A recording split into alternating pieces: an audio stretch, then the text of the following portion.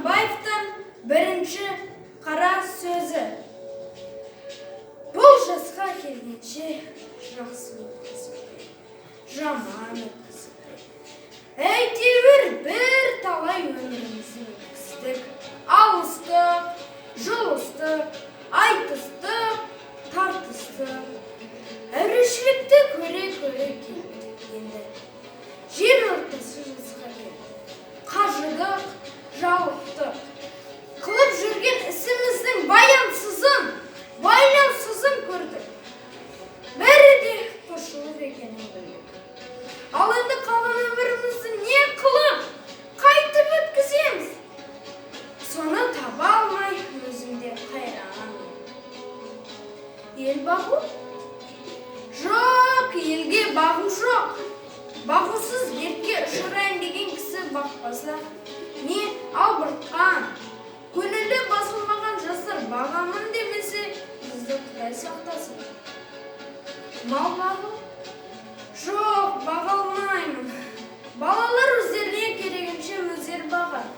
Ал енді қартайғанда ұры, залым, тіленсектердің азығын бағып беремін деп қалған аз ғана өмірімді қорқылар жайым жоқ.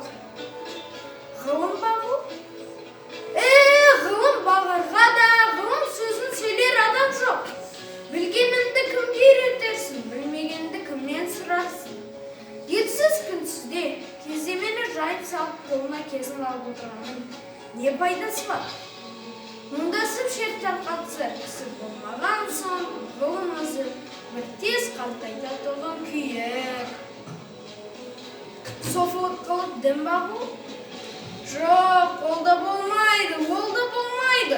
Оған да тыныштық керек. Не көңілде, не көрген бір күніңде бір тыныштық жоқ. Осы елге, осы жерде не қылған софылық? Балаларды бағу? Жоқ, баға алмаймын. Бағар едім, қалайша бағудың мәнісін де білмеймін. Не болды бағам? Қай елге қосайын? Қай харекетке қосайын? Балаларымның өзіне ілгері өмірінің, білімінің, пайдасын тыныштықпенен керерлік орын тапқаным жоқ. Қайда бар?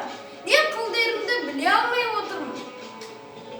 Оны да ермек қыла алмадым. Ақыры ойладым.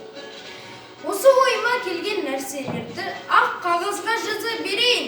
Ақ қағаз бен қара сияны ермек қылайын. Кім ішінен керекті сөз тапса жазып алсын, я оқысын.